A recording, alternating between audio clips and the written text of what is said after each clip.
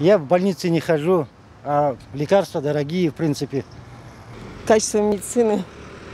Можно я промолчу? Потому что вообще, знаете, есть, конечно, хорошие врачи, очень даже. Но есть такие, которые пофигически относятся к своей специальности. Как будто дипломы купили просто так, честно.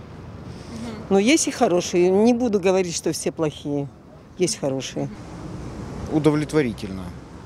Не хочу сказать, чтобы вообще никак, но удовлетворительно. Эти очереди, это...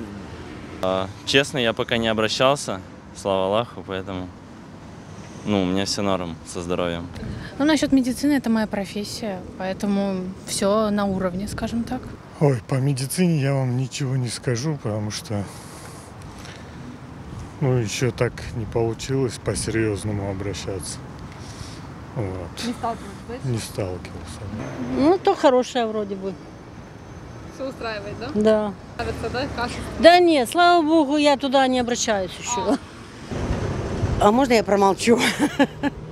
Потому что я коснулась, и конец тоже хотелось бы желать лучшего немножко, поэтому я промолчу, без комментариев. Специалистов маловато, поэтому приходится бегать по поликлиникам, особенно с детьми.